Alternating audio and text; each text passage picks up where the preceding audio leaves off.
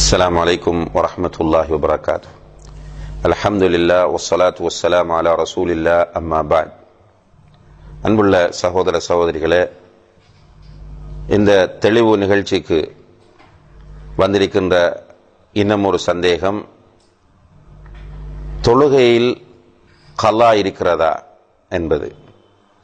இந்த கேள்வி பரவலாக கேட்கப்படக்கூடிய ஒரு கேள்வியாகவும் சந்தேகமாகவும் இருக்கின்றது. ஏனென்றால் சிலர் கலா இல்லை என்று சொல்லும் போது இவர்கள் கலா தொழுகை இல்லை என்று சொல்கிறார்கள், அவர்கள் வழிகட்டவர்கள் என்று நினைக்கக்கூடிய மக்கள் இருக்கிறார்கள். இன்னும் சிலர் கலாவே அவர்களுடைய வாழ்க்கையாக இருந்து கொண்டிருக்கிறது. எந்த ஒரு தொழுகையும் ஜமாத்தோடு தொழமாட்டார்கள், உரிய நேரத்தில் தொழமாட்டார்கள், எப்போது பார்த்தாலும் அவர்கள் கலா. ஒரு சிலரை பார்க்கிறோம், இஷாவுக்கு மஸ்ஜிதுக்கு வருவார்கள், வந்து மக்ரிப், அசர், லுஹர், ஃபஜ்ர் எல்லாமே கலா செய்து விட்டு போகக்கூடிய கூட்டத்தையும் பார்க்கிறோம். இப்ப இதில் இஸ்லாத்தின் சரியான நிலைப்பாடு என்ன என்பதை நாம் புரிந்து கொள்ள வேண்டும். பொதுவாக தொழுகையை பொறுத்தவரையில் அல்லாஹு தஆலா அல் குர்ஆனில் சொல்கிறான், இன்ன ஸலாத கானத் அலல் முஃமினீன கிதாபம் மவ்கூதா. தொழுகை என்பது நிச்சயமாக மூமின்கள் மீது நேரம் குறிக்கப்பட்ட ஒரு கடமையாக இருக்கிறது. இப்ப தொழுகைக்கென்று நேரம் குறிக்கப்பட்டிருக்கிறது. யாரால் குறிக்கப்பட்டிருக்கிறது? அல்லாஹு தஆலா அதற்குரிய நேரத்தை குறித்து தந்திருக்கிறான். இப்ப லுஹர் என்றால் அதற்குரிய ஆரம்ப நேரம், அதனுடைய முடிவு நேரம். அசர் ஆரம்ப நேரம், முடிவு நேரம். மக்ரிப் ஆரம்ப நேரம், முடிவு நேரம். இஷா ஆரம்ப நேரம், முடிவு நேரம்.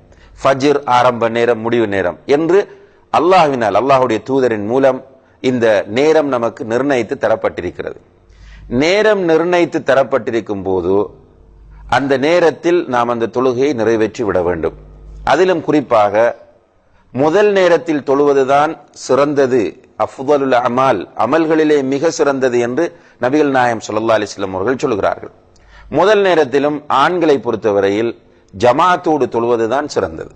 நபி ஸல்லல்லாஹு அலைஹி வஸல்லம் அவர்கள் சொல்கிறார்கள், முதல் சஃப்பில் உள்ள சிறப்பை இந்த மக்கள் அறிந்து கொள்வார்களாக இருந்தால் முதல் சஃப்பில் இடம் பிடிப்பதற்காக வேண்டி தவழ்ந்து தவழ்ந்து வர வேண்டும் என்றாலும் வந்து சேர்வார்கள், அல்லது அதற்காக சீட்டு குலுக்க வேண்டும் என்றாலும் குலுக்கி அந்த இடத்தை பிடிப்பார்கள் என்று நபிகள் நாயகம் ஸல்லல்லாஹு அலைஹி வஸல்லம் அவர்கள் சொல்கிறார்கள். அதே போன்று சொன்னார்கள், நான் வீடுகளில் பெண்களும் சிறுவர்களும் இல்லை என்றிருந்தால் பள்ளிவாசலில் ஒருவரை இமாமாக நியமித்து விட்டு இந்த வீடுகளை போய் எரித்து விட ஆசைப்படுகிறேன். ஏனென்றால் மஸ்ஜிதுக்கு வராமல் இருக்கிறவர்கள் அப்படி ஒரு பயங்கரமான தவறை செய்கிறார்கள் என்று நபி ஸல்லல்லாஹு அலைஹி வஸல்லம் அவர்கள் சொல்கிறார்கள். எனவே ஜமாத்தோடு முன்சஃபிலே தொழுவதுதான் மிக சிறந்தது என்பதை நாம் புரிந்து கொள்ள வேண்டும். இந்த தொழுகைகளை உரிய நேரத்தை விட்டு நியாயமான காரணங்கள் இல்லாமல் பிற்படுத்துவது பெரும் பாவமாகும். இது ஏகோபித்த கருத்து. சில அறிஞர்கள் நியாயமான காரணமின்றி தொழுகையை உரிய நேரத்தை விட்டும் பிற்படுத்துவது குஃபுர், இறை நிராகரிப்பு என்று சொல்கிறார்கள். இதில் கருத்து வேறுபாடு இருக்கிறது. ஆனால் பெரும்பாவம் என்பதில் இரண்டாவது கருத்து கிடையாது. நியாயமான காரணம் என்ன? இரண்டு காரணங்கள் தான் நியாயம். ஒன்று தூக்கம், மற்றது மறதி. தூங்கியவர் எழுந்தவுடன் அந்த தொழுகையை தொழுதுவிட வேண்டும்.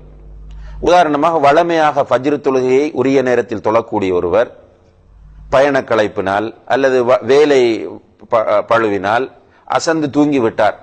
எழுந்து பார்க்கும்போது சூரியன் உதித்து விட்டது. இவர் உடனடியாக ஃபஜ்ரை தொழ வேண்டும். இதற்கு கலா என்று சொல்வது கிடையாது. இதுவும் உரிய நேரத்தில் தொழுத நன்மையைத்தான் அவருக்கு கொடுக்கும். இரண்டாவது தொழுகை விடுவதற்குரிய, உரிய நேரத்தில் விட்டு பிற்படுத்துவதற்குரிய நியாயமான காரணம் மறதி. உதாரணமாக ஒருவர் பயணம் வந்து கொண்டிருக்கிறார், அவர் மகரிபுடைய நேரத்தில் நினைக்கிறார் மகரிபையும் இஷாவையும் வீட்டுக்கு சென்று தொழுவோம் என்று. ஆனால் வீட்டுக்கு வந்த நேரத்தில் குழந்தைகளோடு அல்லது வேறு வேலைகள் வந்து அவர் தொழுது விட்டோம் என்ற நினைப்பில் அப்படியே இருந்து விட்டார், மறந்து விட்டார். இவர் மறுநாள் ஃபஜ்ருக்கு பள்ளிக்கு செல்லும் போது அவருக்கு ஞாபகம் வருகிறது, நினைவுக்கு வருகிறது, தான் மகரிபும் இஷாவும் தொழவில்லை என்று. உடனடியாக அவர் முதலில் மகரிபையும் இரண்டாவது இஷாவையும் தொழுது விட்டு ஃபஜ்ரை அவர் தொழ வேண்டும்.